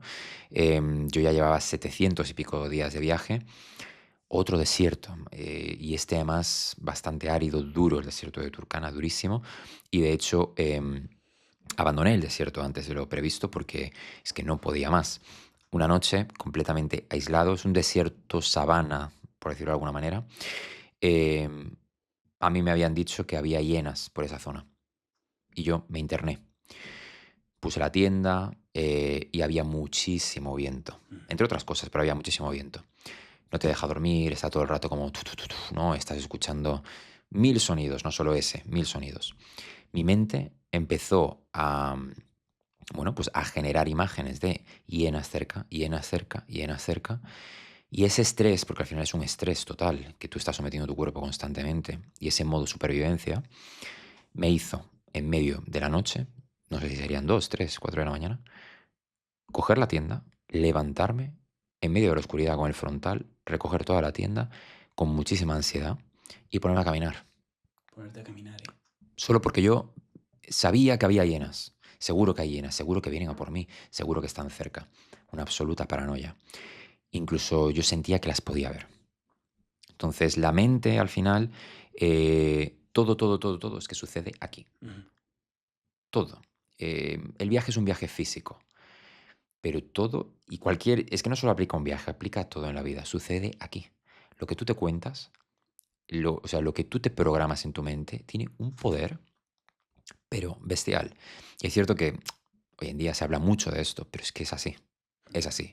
Y en ese momento yo, claro, me vi de repente estoy caminando solo de noche, efectivamente en un lugar donde no solo hay hienas, pero están un poco sin rumbo, porque me recuerdo que estaba un poco nublado, oscuridad total, hacia la nada. Eso es un gran error, cometes errores. ¿Era mejor quedarse? Tampoco lo sé, pero está claro que la mente te juega malas pasadas. Y cuando pasa el tiempo, todo ese tipo de inputs tan fuertes de tener que estar constantemente enfrentando la supervivencia, constantemente enfrentando el miedo, em, es lo que en momentos de calma vas entendiendo que te está haciendo un aprendizaje brutal por dentro. Porque después lo puedes aplicar a otras cosas en la vida. Ahora mismo, quiero decir, post-viaje, me imagino que tu filosofía de ver la vida frente a un problema que pueda haber es muy diferente a antes de emprender el viaje. O sea, luego hablaremos del futuro y todo, pero es que Claro. el aprendizaje que te llevas es alucinante.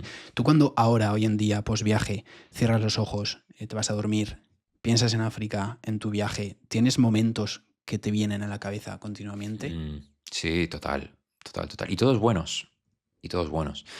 ¿Tienes El- alguno recurrente? Sí, tengo 2 recurrentes. Tengo uno que es en Zanzíbar. Cuando yo llegué a la isla, los primeros días de noches estrelladas en Zanzíbar, yo llegué a Zanzíbar y dormía en la parte de atrás de un bar en Jambiani, porque yo llegué lesionado, con mi rodilla fatal, inflamada, y entonces dije, bueno, pues ya solo me queda recuperarme. Y entonces le pedí a un hombre si podía dormir en la arena, en la playa, en un bar que había allí en la playita, y dormía mirando las estrellas. Y ahí hubo un momento de quietud muy bello, donde veía a Orión en el firmamento, ¿no? Y hay algo muy bonito, un buen amigo en Sudáfrica, justo en los días que salía, me dijo, ¿sabías que Orión está alineado a las pirámides de Giza? Y yo no lo sabía en aquel momento. Y le dije, pues ahí es a donde voy. Yo voy a terminar mi viaje en Giza, en las pirámides.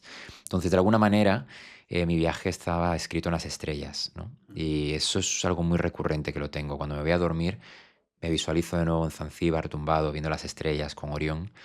Y hay otro, que es el Kilimanjaro, nevado, y una manada de elefantes atravesando las faldas de la montaña en Kenia, en Amboseli. Uno de los pocos momentos en mi vida que he llorado de emoción, de belleza. Y es que es algo que hay que vivirlo. Y esa es la magia del viaje. Al final tú puedes leer un libro de alguien que haya viajado, puedes ver una película, un documental, te lo pueden contar. Pero estar allí es que esto es insustituible. Es insustituible. Y estos son estos momentos que efectivamente te vas a dormir, ¿no? Después de una ducha bien caliente, en tu cama y abrazadito a un peluche. Sin leones alrededor. Sin leones, ¿no? Pero estas son las imágenes que te vienen a la cabeza. Eres el protagonista.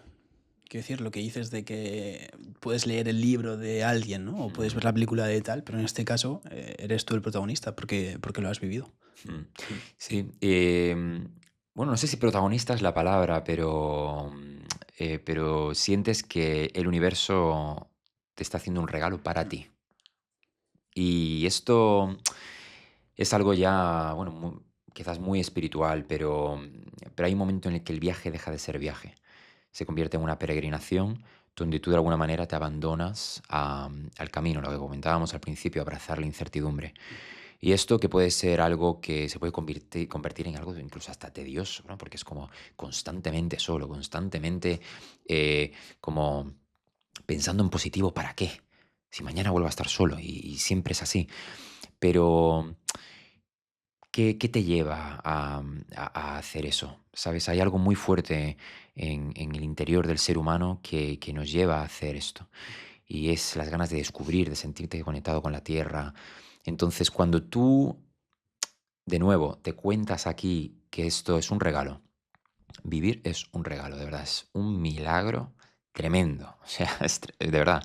Yo a veces decía, es que estoy aquí. Esto es una pasada, ¿no? Estoy presente en este momento, no tengo nada que me despiste de lo que estoy viviendo. Ahí te sientes protagonista en el sentido de que el universo te está diciendo, toma, cógelo, porque este es el regalo de la vida. Entonces ese momento es súper de comunión, ¿no? Como súper especial. Sí.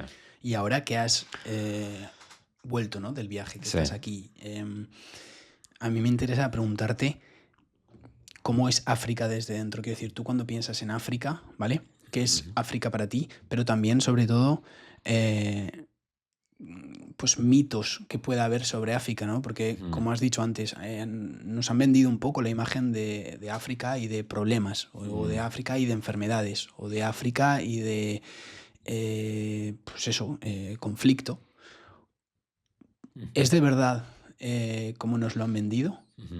No, sencillamente no.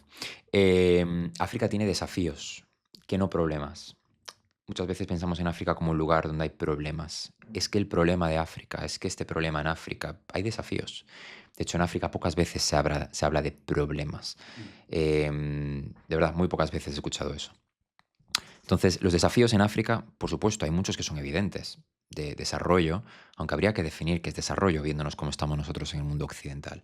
Pero vamos a poner objetivos, obviamente, de desarrollo. La gente al final tiene acceso a comparar, ¿no? Y muchas veces, pues si en Europa están viviendo así, ¿por qué yo aquí no puedo vivir así? Pues todo el mundo quiere grandes ciudades y quiere tener acceso a todo lo mejor. Es lógico, lógico.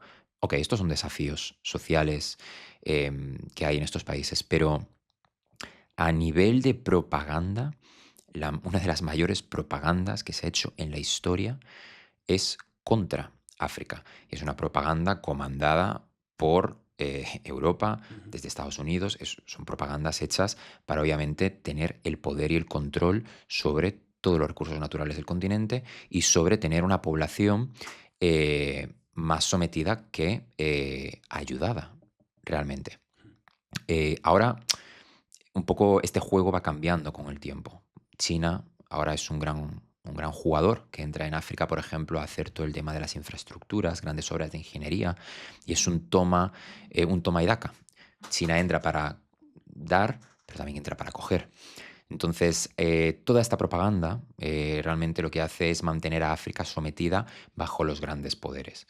Y bueno, tiene sentido desde el punto de vista geopolítico para los que quieren mantener eso, porque al final, si tú a un continente que es absolutamente rico en todo lo que te puedas imaginar, absolutamente todo, claro, ellos se desmarcarían efectivamente como continente, como primera potencia inigualable en el mundo. Entonces, históricamente se les ha hecho mucho daño. Esta es la realidad, ¿no? Ya podemos hablar aquí de un montón de cosas, de la colonización, etcétera, etcétera. Se les ha hecho mucho daño. Y hay propagandas que nos llegan en Occidente que tenemos que quitárnoslas de la cabeza, de verdad. No, o sea, no quiero entrar a mencionar concretamente empresas, pero todo lo que aparece en la televisión, donde se pone África como las hambrunas y esto y lo otro, por supuesto. ¿Hay una guerra en Sudán? Claro que sí. En Etiopía, por ejemplo, es un país donde hay mucha más pobreza y necesidad que a lo mejor en otro que haya podido ver. También te digo que sí, hay desafíos. Pero la realidad es que la mayoría de la gente vive con lo que tiene y vive más o menos bien, dentro de los estándares que tienen estos países, ¿vale? Es decir, tú te vas a un pueblecito y ellos viven de hacer el maíz, de ir a recolectar, de esto, de lo otro, y está ok. ¿Podría ser muchísimo mejor? Por supuesto, pero está ok. Es decir, esa necesidad tal que se ha vendido no es esta. Y eso lo podemos aplicar a el peligro y lo podemos aplicar a otras tantísimas cosas. O sea, África es un continente maravilloso y yo me he sentido muchísimo más seguro caminando por África, en calles, pueblos, sabanas, en cualquier lugar, mucho más seguro que a lo mejor si me voy a Los Ángeles. O estoy en cualquier otro lugar del mundo, ¿no? O en una gran ciudad, por ejemplo, de Sudáfrica. Y esta es la realidad. O sea, África es otra historia. Y lo bonito de esto es viajarlo y experimentarlo. Qué bueno, ¿eh? Desde pequeños, además, yo me acuerdo en el mapa, simplemente el mapa, cuando estudiábamos los mapamundis míticos de toda la vida, Europa parecía más grande que África. Quiero decir, que esto era así. Ahora ves el mapa de África, ¿no? A tamaño real, o quiero decir, cuando ya se empezaron a usar los mapas reales, es que es alucinante. Quiero decir, es un continente gigante con muchos países, muchas comunidades dentro del país. Entonces, me parece muy interesante lo que dices de que está ok, como que para ellos, dentro de pues, los estándares de África, pero porque son los estándares de África y de cómo la gente vive allí, dentro de eso, está bien. Que si lo comparas con el país más avanzado tecnológicamente, etcétera, etcétera, va a haber diferencias, por supuesto, pero es que no sé yo si eso es una comparación correcta, ¿no? Porque es que, claro, esa gente, o sea, quiero decir, la gente de allí querría vivir así, pues igual no. mira, esto aplica para todo en la vida. Claro, pensamos que lo que nosotros tenemos o lo que nosotros queremos, Sí, ¿no? O lo que nosotros estamos luchando por conseguir es lo que todo el mundo querría tener, ¿no? Entonces, por supuesto, tema de hambruna, tema de tal, de enfermedades, por supuesto, hacer lo que sea para que haya lo mínimo posible, ¿no? Con esto de planeta, pero que si su día a día es así, porque les gusta, quiero decir, su vida es así, no hay nada malo en ello. Por supuesto que no. Siempre quieres lo que no tienes. Esto es algo muy humano, ¿no? Y es normal, claro. Pues es que es así. Ahora, la pregunta que habría que hacerse, y que yo me he hecho muchas veces, es ¿qué es el desarrollo? Y si ese desarrollo realmente beneficia a una sociedad a largo plazo. Porque nosotros estamos viendo ya, yo creo que esta generación lo estamos viendo, incluso desde la anterior, que el desarrollo que nos han vendido tal de una sociedad más occidentalizada, más tolerante, más bla, bla, bla, bla, bla, realmente estamos anclados a un proceso involutivo del ser humano, a nivel cognitivo, a nivel espiritual, que es lo más importante, a muchísimos niveles. ¿Ese es el tipo de desarrollo que yo quiero para una sociedad? Es que a lo mejor no. Entonces, ¿en África hay desafíos? Claro, por supuesto que sí. Pero es que a lo mejor el tipo de desarrollo que necesita el ser humano es un tipo de desarrollo de conexión con lo natural. Es un tipo de desarrollo donde las sociedades y las comunidades estén constituidas alrededor de lo que la tierra nos ofrece. El tema de espiritualidad que acabas de tocar, ¿vale? Has dicho que igual necesitamos una sociedad que avance un poco más en torno a lo espiritual. ¿Cuál es tu experiencia en África respecto a la espiritualidad y a la religión? Todo en África es espiritual, ciertamente, ¿no? Recuerdo un gran viajero que se llama Jorge Sánchez, que cuando yo le decía que yo me iba a África, me dijo, te encantará, la gente siente más que habla, me decía, y le doy toda la razón. La religión en África es todo, prácticamente. y lo espiritual, ¿no? Es muy curioso como todo el mundo sigue fielmente una religión. Es decir, casi todo el mundo en África ha adoptado el cristianismo, por decirlo de alguna manera, aunque ellos después tienen como sus subiglesias, por decirlo de alguna manera, y subreligiones, ¿no? Como religiones muy concretas, iglesias muy concretas. Pero todo gira en torno a la religión, a lo espiritual. Es un momento de rito. Yo lo llamaría así, ¿no? Es decir, el domingo, que pues puedes observar en cualquier pueblecito, en cualquier ciudad, que todo el mundo va a la iglesia, todo el mundo. Un momento de cantar, un momento de celebrar, un momento de conectarte. Todo eso es lo que es el ser humano, ¿no? Es un poco el escape a la vida diaria. Pero el tono de celebración constante que les da la religión es maravilloso, enriquece mucho a la hora de entender una comunidad o una cultura, lo que se celebra, lo que creen, ¿no? Y esa clave de rito, esa clave de religión y de espiritualidad, para mí se resume al fuego. O sea, cuando tú te sientas en un fuego, bajo las estrellas, en medio de la oscuridad, en este caso casi siempre te vas a reunir, si eres hombre te reunirás con los hombres, si eres mujer te reunirás con las mujeres. Entonces, el hecho de estar sentado con unos hombres y que la conversación gire en torno, si la entiendes, en mi caso muchas veces ni la entendía, pero que gire en torno a el ganado, a la caza, a la familia. O sea, es interesante, ¿no? Ese punto de rito, de historias, de lo que somos, de donde nace la religión, ¿no? Las leyendas, gira alrededor de un fuego. Todo lo que somos nosotros como ser humano, las historias giran alrededor de un fuego. Y esto es algo increíble, ¿no? Porque nuestra capacidad de contar historias ahora mismo quizás ha cambiado, ¿no? Las historias ya no se cuentan alrededor de un fuego, las historias se cuentan, pues, ¿qué te digo?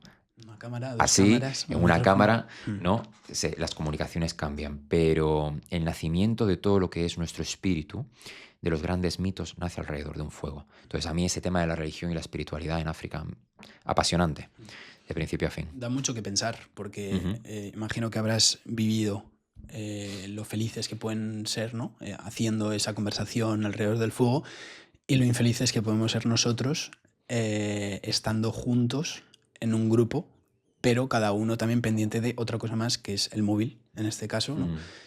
Desconectados, o sea, estando juntos desconectados y allí estando desconectados, conectados. ¿Me explico? Totalmente. Es que da mucho que pensar, porque avanzamos hacia pues, ¿no? países europeos y así, avanzamos hacia unos años en los que se nos invita a estar solos cada vez más. Se nos invita a perder esa conexión que siempre hemos tenido y que nos ha hecho ser quienes somos y que nos ha hecho crecer como sociedad hasta el punto en el que estamos. Entonces, Total. da mucho que pensar, es otro podcast. Sí, es otro podcast. Hay un efecto embudo. Sí. Es decir, al final, ese camino hacia la soledad deliberada no deja de ser una, vamos a decir, pequeñita estrategia, ¿no? Por parte de los gobiernos, porque interesa desde siempre tener a un individuo lo más aislado posible, ¿no? Y en este caso, pues las redes sociales tienden mucho a eso, ¿no? O efectivamente no tienes más que a lo mejor ir a un restaurante, y esto lo sabemos todos, y muchísima gente va a estar compartiendo el momento físicamente con las personas que están en la mesa, pero va a estar en el móvil. ¡Wow! ¿No? En el momento de reunión, a lo mejor, en el que ya no estoy trabajando, ya no estoy haciendo nada que me ocupe mi tiempo, digamos, y estoy aquí contigo físicamente y estoy en el móvil. Pues algo está pasando, ¿no? Y esto está totalmente normalizado. Es un efecto embudo. Cuando te quieres dar cuenta y mirar atrás, ya es muy tarde, ya dependo del móvil. Ya dependo de, a lo mejor, efectivamente, todo me empuja a mirar por mí, por mis intereses y yo solito. Entonces eso, junto a la opinión tan sesgada y tan radicalizada en la que vivimos actualmente, etcétera, etcétera, hace que un individuo se sienta confuso, ¿no? La claridad de la vida, de tus sueños, de tu foco, se desvirtúa, ¿no? Porque tienes tantos inputs que te invitan a diferentes cosas, sobre todo a atender a la soledad, que te desvirtúa tu propia vida. Y eso es lo que nosotros llamamos progreso. Entonces, lo mejor para eso, desde mi punto de vista, a lo mejor me equivoco, pero creo que es viajar. Cuando tú viajas, simplemente, no te tienes que ir muy lejos, ver diferentes realidades y ver sentidos de comunidad. Y experimentar diferentes religiones y experimentar diferentes cosas te hace comprender que la vida, el ser humano y el sentido de compartir no es tanto ser individualista, sino más mirar hacia afuera. Y cada vez tenemos esto que comentas, que nos hace estar tan ocupados, por así decirlo, da lugar a que tengamos menos tiempo de reflexión con nosotros mismos, ¿no? Que es, por ejemplo, tiempo mucho de reflexión, de conocerte a ti, de escuchar tu cuerpo que tú has podido tener, súper ampliado en este recorrido que has hecho, ¿no? Te puedo hacer una pregunta muy personal. Adelante. ¿Tú eres creyente? No, yo soy ateo. Ateo. Ujú. Te lo digo porque me es muy curioso, o sea, tengo mucha curiosidad preguntártelo después de haber vivido estas experiencias con gente tan creyente, tan religiosa, ¿no? O que estos ritos, estos momentos fueran tan importantes para ellos. Yo soy una persona que me gusta experimentar mucho. Yo, por ejemplo, estuve en Arabia Saudí y peregriné a la Medina, ¿no? Que es donde está la tumba de Mahoma, del profeta, y donde, digamos, el Islam más se sigue, digamos, 100% a día de hoy de manera más pura, por llamarlo de alguna manera. Yo no solo peregriné, sino que leí el Corán y además practiqué. Es decir, oré, quise entender, sentir y procesar, y de hecho dormía en el suelo en Medina, ¿no? Como dormía en las calles. Quería procesar lo que se siente en el Islam. Eso lo aplico a otras tantas religiones. A mí me gusta experimentar porque te ayuda a entender la naturaleza del ser humano. Yo soy ateo porque creo que el universo, del que sabemos nada, tiene, de alguna manera, unas leyes, unas reglas, por decirlo así. Esas leyes, esas normas, es de alguna manera lo que te hace que tú seas tu propio Dios, por decirlo de alguna manera, ¿no? Esto quizás es un poco profundo, pero tú eres capaz de crear tu propia realidad. Tú eres capaz de crear tu propio bienestar, tu propio destino, tu propio todo. Entonces, como yo he experimentado tan fuerte que tú eres capaz de generar tu propio destino, de alguna manera me inclino mucho más a creer en las fuerzas universales que de alguna manera, no sé cómo decirte, inclinarme hacia una religión concreta. De hecho, es muy interesante porque cuando tú vas a textos egipcios, mayas, de antiguas civilizaciones o incluso la Biblia, muchas veces cuando se habla de Dios se coloca a que Dios realmente eres tú, habita dentro de ti, ¿no? Es decir, se lleva mucho a que tú efectivamente con las leyes universales eres capaz de crear todo. O sea, eres el creador de tu propia realidad. Entonces, esto para mí es súper, súper interesante. ¿Y la fe? ¿Cómo ves la fe? ¿Qué es para ti la fe? La fe. Quiero decir, tú puedes tener una fe de que mi fe es pues ser dueño de mi propio destino, ¿no? Y creer en ello por lo que quiero conseguir cada día, ¿no? Que no tiene por qué ser la fe ceñido a algo religioso. ¿Tienes tú un pensamiento sobre la fe? Es taparte los ojos y saltar al vacío. Eso para mí es la fe. Abrazar la incertidumbre. Sí. Incluso ir un paso más allá. O sea, cuando desaparece el camino delante de ti. Cuando no sabes. O sea, es como tú puedes estar siguiendo tu sueño o lo que quieres hacer en tu vida o piensas que estás en el camino correcto y de repente desaparece el camino frente a ti. Surgen una serie de cosas, se abren y se cierran puertas que estás... O sea, el universo te está diciendo algo va a cambiar. Prepárate. Eso va a definir ese momento. Es decir, si tú abrazas en ese momento la incertidumbre y saltas al precipicio, te tapas los ojos y confías que al fondo está lo que está para ti, para mí eso es la fe. Y hacer eso es lo que realmente te eleva en tu vida, para mí. Los grandes momentos que yo he tenido de éxito o de sentirme realizado es porque hubo un momento muy fuerte de miedo anterior que desapareció el camino frente a mí y dije, tengo que saltar. Solo puedes saltar. Y entonces me tapo los ojos y salto. Te puedes equivocar y eso te puede llevar a otra serie de situaciones. pero siempre que puedo, salto. Antes de preguntarte, Pablo, sobre la actualidad, ¿no? Y todo lo que implica el posviaje, ¿vale? Y en el momento en el que estás ahora, quiero rescatar un par de temas del viaje, ¿vale? Has comentado que en Etiopía hay conflicto, hay más problemas o más conflictos que en otras partes de África. ¿Cómo viviste tú esto cuando pasaste por allí? Bueno, Etiopía es quizás todo lo que nunca te imaginaste de África, ¿no? O yo, por lo menos para mí, fue así. Es un país súper diferente. También, claro, hay que contextualizar que Etiopía es un país que nunca ha sido colonizado. Lo intentaron los italianos, si no me equivoco, y no lo consiguieron. Es decir, Etiopía guarda una serie de mitos, de leyendas, de conocimiento, de lugares que son mágicos, como las iglesias de la Libela o como la zona del norte del Tigray, de Santa María de Sion, el reino de Aksum, que fue un imperio, leyendas de la reina de Saba, incluso del hijo, del descendiente del rey Salomón. Es decir, hay muchísimas cosas en Etiopía. Todo eso, al final, genera que Etiopía sea muy diversa a nivel étnico. Y creo que los gobiernos nunca han terminado realmente de encajar en toda esa diversidad que hay en Etiopía. La gente en Etiopía es gente fuerte, ruda, luchadora. Y es un país que no es fácil de recorrer. De hecho, hay muchísimas experiencias de gente que va en bicicleta por Etiopía y le tiran piedras, les echan de allí. No, quizás no es como un, que te puedo decir yo, como un Tanzania, ¿no? Que la gente es como que todo el mundo te abre la puerta y, bueno, tiene su punto de dificultad, pero es maravilloso. Etiopía es un sitio que te pone a prueba, pero quieres volver.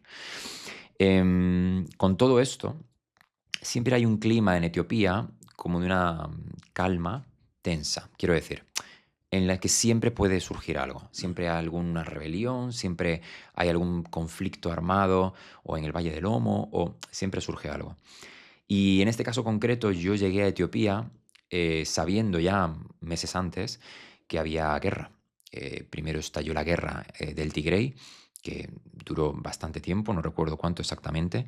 Se calmó un poco, y cuando yo estaba allí, en la región de Amara, fue donde realmente lo que te comentaba, habían tomado los aeropuertos, las carreteras y demás. Entonces, desde Addis Ababa, la capital, me dijeron, mira, está llegando gente de estas zonas y nos han dicho que llegan tiros casi hasta la Libela en estos días.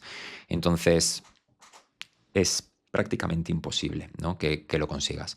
Me fui al Valle del Omo. En el Valle del Omo me tuve que escapar de un tiroteo durante una celebración que se llama el Donga, de una tribu de los Suri.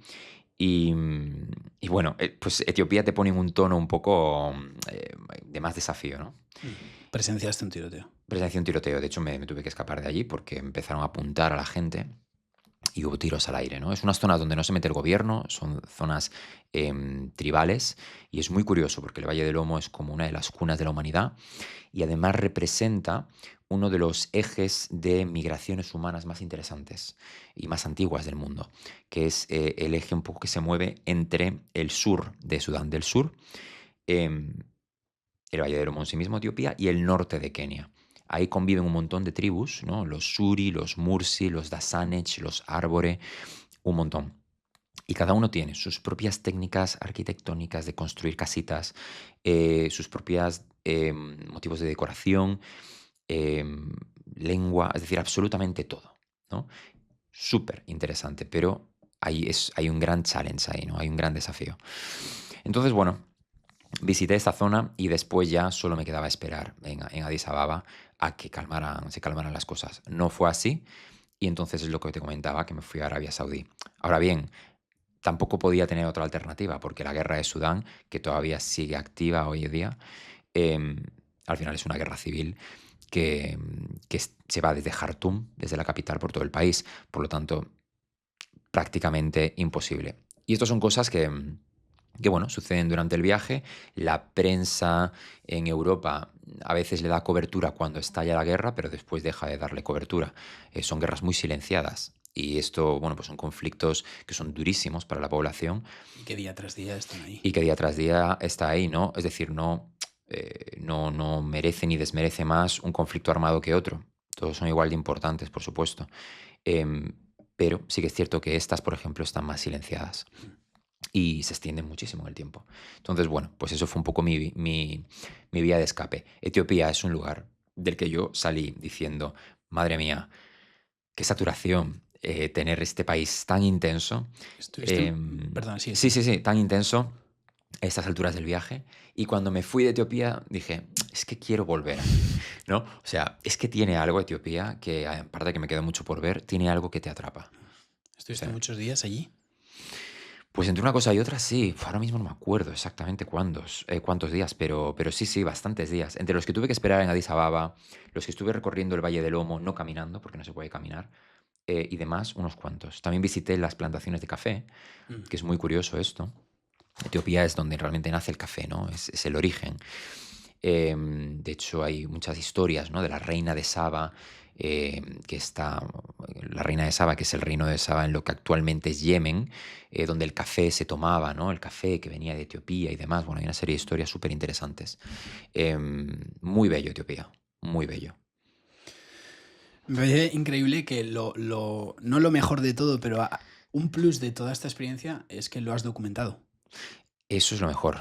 Al final llevar una camarita pequeña para poder ir grabando todo, eso es la caña. Y tener la fortuna también de tener un equipo que me ha podido acompañar en 2 momentos del viaje y poder grabarlo todo muchísimo mejor. ¿Cómo ha sido esto? Porque tú has caminado 800 días solo, recorriste África de sur a norte y en un momento aparece tu equipo para grabar el documental. Eso es. Cuéntanos sobre el documental. Pues mira, primero aparece en Tanzania un equipo que está allí residente, que trabaja con National Geographic a veces haciendo cosas, y contacté con ellos y les dije, oye, yo empiezo a tener la idea a mitad de camino de hacer un documental de esto por cómo se está sucediendo el viaje. Vosotros me podéis grabar recursos aquí, recursos en medio de los parques nacionales y tal. Sí, sin problema. Entonces, bueno, pues con cámaras de cine podemos tener, digamos, el ecuador del viaje súper bien grabado. Y después continuó y llamé a un muy buen amigo mío, a Jorge Roca, que es mi director, mi productor, un ángel en todo este proyecto, porque gracias a él Walking Africa, que es la película documental, realmente tiene vida, ¿no?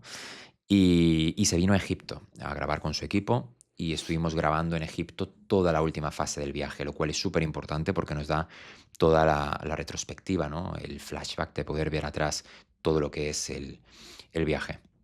Entonces, bueno, pues a raíz de ahí yo completo esto y bueno, hay muchísimos medios de comunicación que se hacen eco del viaje. Maravilloso, se convierte en un viaje bastante mediático para lo que suelen ser los viajes y fantástico. Y ahí nace toda esta idea de hacer este documental que es Walking Africa. Así que aparece durante el recorrido, ¿eh? Aparece durante el recorrido y puedo decir ya, ¿no? que se estrenará este año, en 2026, que algo muy mágico que seguramente, sin hacer spoiler, que verá la gente, es que es un viaje que no empieza con la idea de hacer un documental. Y eso realmente le aporta, yo creo, la realidad. Naturalidad, realidad. Que es la realidad de una persona que lo deja todo para hacer un sueño, para seguir un sueño. Entonces, creo que eso también es la belleza del viaje, de los encuentros, de todo lo que sucede, ¿no? De todo lo que yo cuento a cámara. Y creo que ahí está lo bonito del documental. ¿En qué momento estáis ahora? Postproduciendo todo. Ahora estamos en momento de postproducción. Es un momento súper intenso de volver a revivir, organizar y volver a ver todo el material, ¿no? Y hacer todo ese proceso de edición. Y es un proceso también muy mágico, porque es revivir el viaje y sobre todo ponerlo de manera que el espectador pueda vivirlo contigo, ¿no? Uno de mis sueños siempre es que la persona viaje, cogerla de la mano y durante esa hora que dure la película decir, ven, que vas a viajar conmigo. Ese es nuestro objetivo. Pues estaremos muy atentos. Iremos poniendo información y conforme se vaya actualizando todo, iremos dando información del documental, por supuesto. ¿Qué implica, Pablo, personalmente, en lo personal, terminar un viaje así y volver a casa? Pues mira, un mix de emociones muy amplio, muy amplio. Yo al final terminé en enero del 2024. Poco se habla muchas veces de cuando termina un viaje Ujú. y muchas veces es casi más intenso que el viaje en sí mismo, fíjate lo que te digo. Porque llegas desnudo un poco, emocionalmente enriquecido, pero también confuso y espiritualmente muy lleno, pero quizás todavía no sabes lo que has vivido. O sea, todo esto coexiste dentro de ti. Claro, yo llego en 2024 y ahí se sucede como mucho reconocimiento, premios, muchísimas cosas. Agradecidísimo, porque yo jamás me hubiera imaginado que fuera a parar por ahí. Y hay algo muy curioso y es que mientras todo eso se va sucediendo, 2024 y 2025, son 2 años en los que mi cuerpo no se desconecta del estado de supervivencia. Wow. Y eso no es bueno, porque te coloca constantemente en que hay que hacer esto, hay que hacer lo otro, y ahora tengo que tal, y ahora tengo que cual, y te crea un estrés innecesario para ti y a la gente que te rodea. Y lleva a tomar malas decisiones. Malas decisiones en lo personal que al final tienes que parar y entender que esto lo estás haciendo porque te estás viendo en una situación muy de supervivencia, en la que tú llegas, como te digo, desnudo y tienes que volver a empezar un poco a rearmar tu vida después de haber vivido todo lo que has vivido. Interiormente estás muy enriquecido, pero de manera exterior, No entrar, coincide, ¿no? volver a entrar en la sociedad es dificilísimo porque, de verdad, o sea, yo me preguntaba, ¿y ahora qué hago?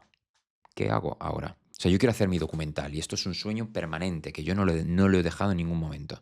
De hecho, ahora se va a hacer realidad. Pero hay un vacío brutal ahí. Entonces, bueno, vas directamente y vas haciendo, agradecido de que a mí me han llegado un montón de oportunidades, como trabajar con National Geographic o poder pues desarrollar el documental y una serie y poder seguir viajando y tener patrocinadores y sponsors y armar un ecosistema que es orgánico para mí al final y que estoy feliz y realizado de poder dedicarme a lo que me dedico, que es a contar historias, historias bellas de la naturaleza y de la vida. Pero hasta que ese momento llega, tomas malas decisiones, porque estás en un proceso en el que yo sigo estando muy en supervivencia y no eres consciente de eso. Procesas todo lo anterior y sigues caminando en tu vida y vas un poco en zigzag. No llevas exactamente la línea como tú lo habías imaginado. Es que has asimilado muchas cosas Eso es. que ahora no coinciden con el Ujú. contexto en el que estás. Eso es, eso es. Y es muy importante hacer también esa autocrítica, ¿no? Y no decir, bueno, es que como hago y voy como puedo, ¿no? O no justificar, sino decir, hey, igual me estoy equivocando en cómo estoy ejecutando ciertas cosas en mi vida. Y eso es importante porque te colocan en el lugar que te tienes que colocar para enfocarte en lo que importa. Entonces, todo ese proceso me parece que es un proceso natural después de un viaje así. Y hasta bien entrado 2025 quizás no fui totalmente consciente de eso. Ahora estoy en otra fase, totalmente diferente. Estoy en fase mucho más de recibir y progresar, ¿no? Y continuar conectado a lo que me está haciendo realmente tan feliz, que es viajar. Em, pero claro, todo eso es también un proceso post-viaje que seguro que la gente que nos escucha y nos ve y que han tenido grandes viajes dirá, ahí va, pues a mí también me ha pasado similar, Sí, por o supuesto. esto o lo otro, porque hay un cambio de paradigma en tu vida. A mí me pasa de vivir en Estados Unidos, que yo viví justo al terminar la carrera Ajá, trabajando allí de profesor, al volver a España, al vivir en España. Me sentía desubicado. claro, Era la misma gente, era pues la familia, la misma gente, mismos amigos, mismas claro, situaciones, mismo equipo de fútbol, mismas cosas, pero no coincidían con cómo era yo en ese momento ya, ¿no? Entonces total. no me puedo imaginar un viaje 2 años, experiencia tras experiencia, incertidumbre tras Mm, incertidumbre mm, continua, ¿no? El mm, volver un poco a el día a día de aquí, que sí. es muy diferente. Me parece súper interesante lo que dices, que estás ahora mismo en otra etapa, ¿no? Has un poco procesado eso, yo creo, Mm, y ahora estás recibiendo y, como tú dices, igual más, o sea, no más enfocado, sino subconscientemente como más enfocado es hacia dónde quieres ir, ¿no? Porque también el procesar todo esto de quiero hacer el documental, sí, pero no de cualquier manera, no a cualquier precio, no total, quiero hacerlo a mi manera porque yo lo he vivido y sé cómo quiero hacerlo, ¿no? Entonces, total. estas colaboraciones que dices, por ejemplo, con National Geographic, el poder viajar, todo Mm. esto, creo que es un momento muy bonito ahora, ¿no? Es súper bello, la verdad. Y muy curioso lo que dices, porque sí, te sientes desubicado y también sucede algo mágico, y es que lo que es para ti te encuentra. Al final, claro, se fue una persona y volvió otra. Ujú. Estás en otro punto de tu vida y se abren puertas que te va a conectar con personas, situaciones, lugares que se van a adaptar a ese nuevo momento de tu vida. Y eso es algo maravilloso porque sientes, en mi caso, que evolucionas y te conectas más con tu propósito. Entonces eso es maravilloso porque de una desubicación, lo que hablábamos de la fe antes, ¿no? De una cosa que te puede estar desubicando mucho, tú continúas, porque tú tienes claro que tu objetivo es este, y de repente todo lo que eran olas es un mar en calma. Y cuando llega ese mar en calma y empiezas a recoger lo que has sembrado, es maravilloso. Mucha más claridad. Sí, sí, por supuesto. ¿Cuál es el futuro? ¿Qué crees ahora? O sea, ¿cuáles son tus objetivos, un poco objetivos, llámalo X? Algo que te gustaría materializar, imagino, el documental, ¿no? Es algo que tienes entre ceja y ceja Sí, y disfrutar de lo que está viniendo. sí, tal cual. O sea, el documental yo creo que es lo fundamental este año. Se cierra una etapa y se abren otras también maravillosas. Continuar trabajando desde aquí, desde España, a través de National Geographic, a través de todos los viajes que tengo con mi equipo de producción. Cosas mucho más localizadas, ¿no? Haciendo otro tipo de proyectos y también viéndolos de otra manera, ¿no?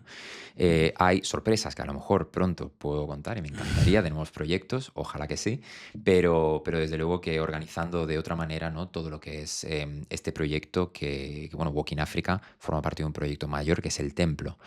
El proyecto del Templo al final es una gran peregrinación a lugares que han guiado a la humanidad durante siglos, ¿no? Y vamos a estos lugares para darle voz a los indígenas y también para reconectarnos con los verdaderos orígenes de la humanidad a través de aventura.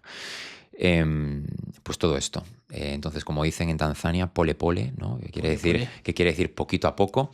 Y poquito a poco vamos haciendo esto. Ahora estamos en un punto ya fino. Sabes que llevo mucho tiempo del episodio pensando en cómo era eso que me dijo de despacio, despacio, pole, pole, porque me lo dijo con la que grabé, la chica esta que grabé, que se fue a formarse safari, y me dijo, ahí pole, pole y pole, pole. Y dice, tú vas a una marcha y llegas a África y te relajas, te tienes que relajar porque todo es tranquilidad, pole, pole, y no te puedes frustrar porque es lo que vas a vivir, y si te frustras, mal, porque es pole, pole. Sí, sí, pole, pole, Rafiki, te dicen. El Rafiki es amigo.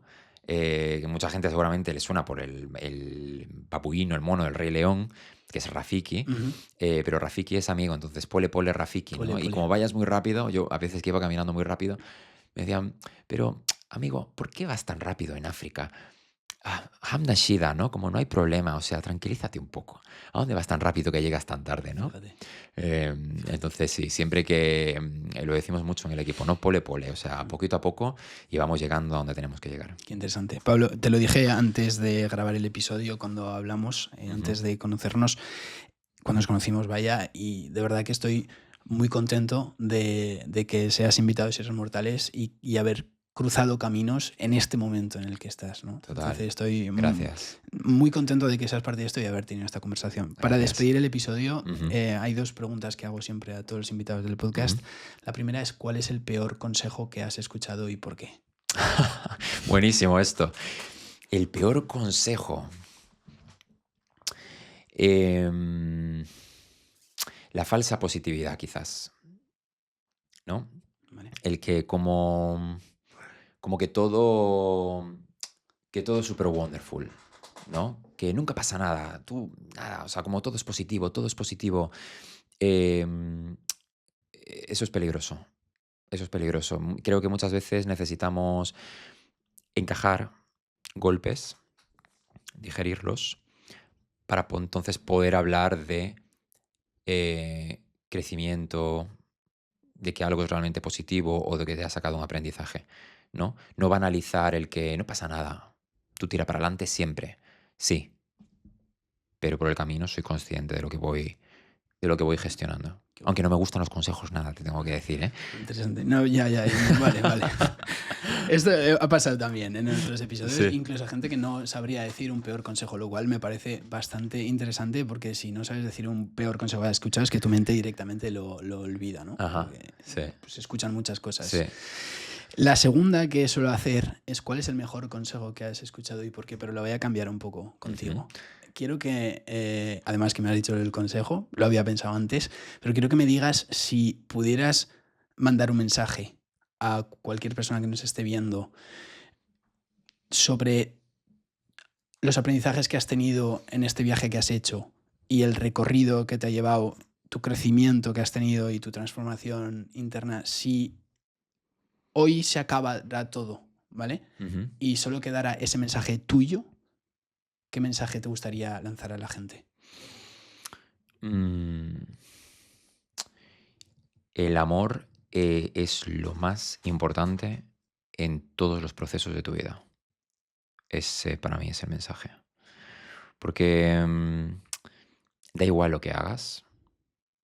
Si tú quieres hacer algo, dejar algo, compartir algo, hacerlo desde un lugar de amor, nunca te equivocas.